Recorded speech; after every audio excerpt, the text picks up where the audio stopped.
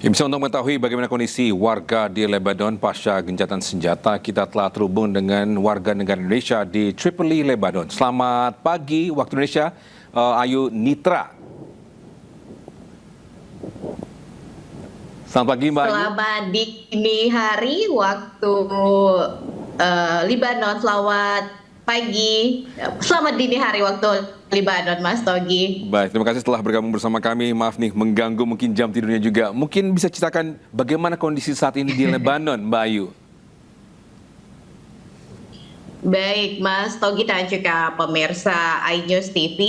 Kalau tadi sebelumnya ya diberitakan memang warga Libanon, terutama warga yang berada di Beirut, ini ibu kota Libanon, merayakan atau menyambut baik adanya gencatan senjata selama 10 hari terkait yang terjadi saat ini di negaranya.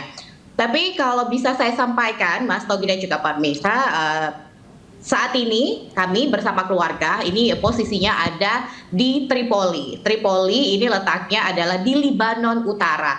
Dampak yang memang terjadi akibat perang di tempat kami berada memang tidak terlalu signifikan, alias wilayah ini masih dikategorikan wilayah aman atau bukan menjadi wilayah titik sensitif tindakan militer. Jadi memang selama gencatan senjata yang nantinya akan berlanjut 10 hari ke depan, warga di sini memang tidak seperti warga Beirut atau juga di ibu kota yang menyambut dengan tembakan ke udara. Karena sekali lagi di wilayah tempat saya tinggal ini adalah kalau kita bisa bilang Libanon ini hidup dengan berdasarkan kelompok-kelompok aliran kepercayaannya, juga sekte. Nah, sedangkan di wilayah Tripoli ini adalah mayoritas adalah Muslim Sunni. Jadi memang tidak melakukan tembakan ke udara untuk menyambut gencatan 10 hari ke depan. Tapi kalau Mas Togi tanya, apakah yang dirasakan warga Tripoli Libanon Utara dengan menyambut 10 hari ke depan ini, pastinya kami sangat bahagia, sangat excited. Saya dengar berita itu dari suami ketika dia pulang tepat jam 00 waktu dini hari, kemudian dia menyampaikan akan terjadi gencatan senjata 10 hari. Apa yang saya rasakan benar-benar sangat sumringah, benar-benar sangat ya puji syukur, alhamdulillah, Allahu Akbar. Jadi karena memang walaupun memang tempat wilayah kami Tripoli ini bukan menjadi target sensitif untuk penyerangan, cuman tetap saja secara psikologis berada di wilayah negara yang sedang berkonflik ini merupakan sesuatu yang tidak nyaman sebenarnya, Mas Togi, seperti itu. Berarti bisa dibilang jauh dari lokasi atau tengah target peperangan ya, Mbak Ayu ya? Kalau Tripoli ini memang jauh dari target penyerangan jaraknya, karena kalau bisa saya gambarkan target penyerangan adalah seperti yang di media informasikan itu di Tripoli Selatan dan juga merambah sekarang ke ibu kota. Nah, sedangkan wilayah seperti saya Tripoli, Akar ini berada di wilayah utara atau juga utara timur yang memang bukan basis militer seperti itu. Baik, untuk aktivitasnya berarti bisa dibilang normalkah atau mungkin ada jam malam untuk beraktivitas sehari-hari?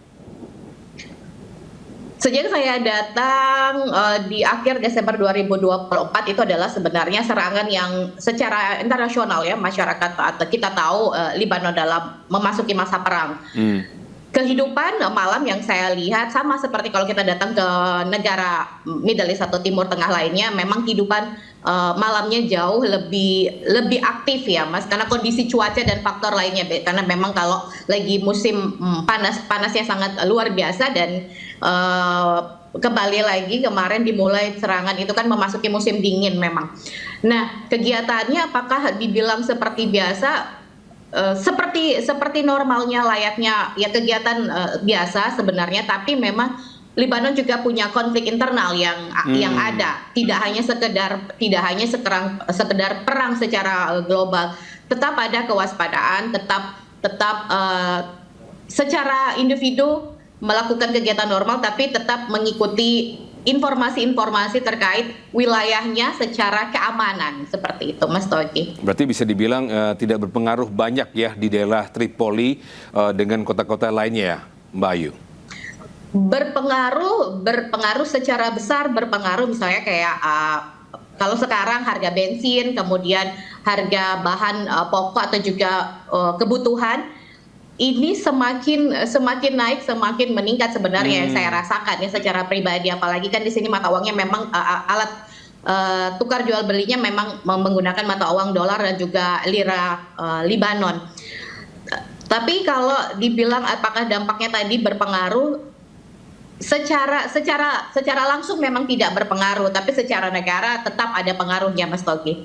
Berarti bisa dibilang untuk mungkin adanya mungkin makanan itu tidak kekurangan, lebih terhadap ini ya harga belinya dan juga bensin, begitu ya, Mbak Ayu?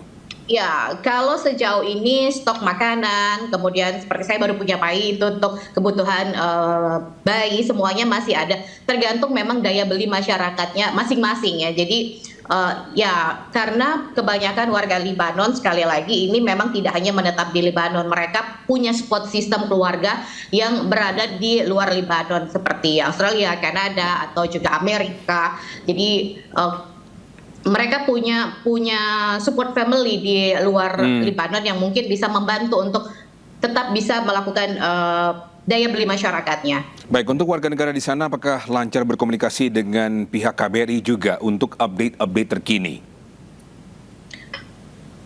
Warga negara Indonesia di Libanon secara resmi kami selalu diberikan informasi. Jadi kita sejak datang apalagi kan kita datang ke sebuah negara pasti kita akan melalui Kedutaan Besar Republik Indonesia, kemudian kita didata masuk dalam grup WhatsApp resmi, akan diinformasikan terutama mungkin warga negara Indonesia yang berada di daerah-daerah yang memang sensitif untuk terjadinya penyerangan seperti di Beirut saat ini dan juga di Libanon Selatan.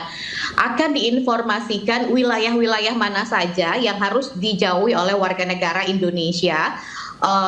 Karena sebelumnya memang biasanya ada pemberitahuan, mungkin kemarin memang tidak ada pemberitahuan untuk daerah mana yang harus dihindari. Tapi sebelumnya memang akan terjadi penyerangan, ini biasanya diinformasikan titik-titik mana saja yang harus dihindari, terutama untuk warga negara Indonesia di bawah naungan Kedutaan Besar Republik Indonesia. Baik, terima kasih Mbak Ayu Nitra atas waktunya. Sehat selalu juga dengan bayi dan keluarganya. Semoga ini ya berakhirnya di peperangan antara Lebanon dan Israel ini berakhir secepatnya ya. Terima kasih Mbak Ayu. Amin. Sehat selalu. Terima kasih Mas Togi. Baik, bisa ratusan warga Lebanon ini berkendara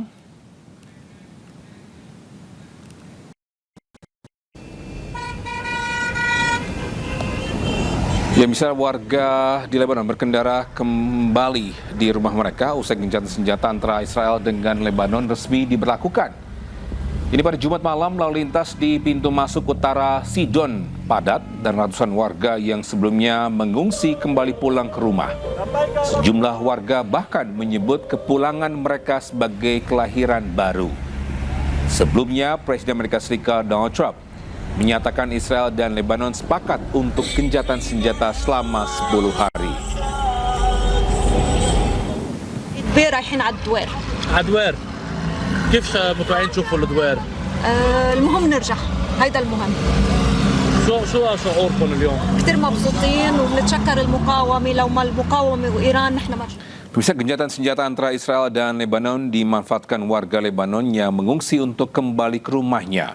Warga Lebanon antusias kembali ke rumahnya meski harus berjalan kaki.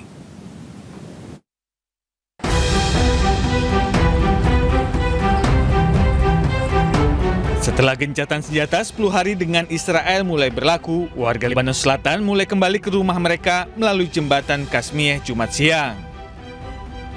Sejumlah pengendara mobil juga mengibarkan bendera dan meneriakkan slogan yang mendukung Hizbullah. Sementara itu, petugas membersihkan puing-puing dan memperbaiki jalan menggunakan alat berat.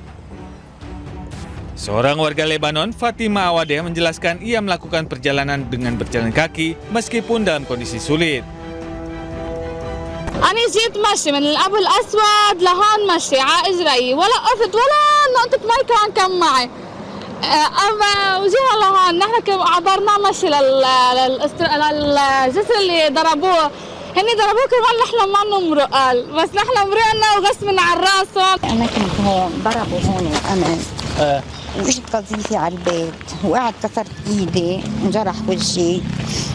جابوا لي الإسعاف دغري ونقلوني على المستشفى. من المستشفى رحت على مركز الإيواء، واليوم قالوا لي إنه وقفوا القتال، جاي على البيت هيني راجعة. ليه بقيتي لوقت الغارة يعني؟ ما كانش في عندي حدا نروح عليه لعنده. Menurut PBB, konflik di Lebanon telah memaksa lebih dari 1 juta orang mengungsi. Eksodus tersebut telah menyebar dari selatan dan lembah Bekaa ke Beirut dan wilayah utara.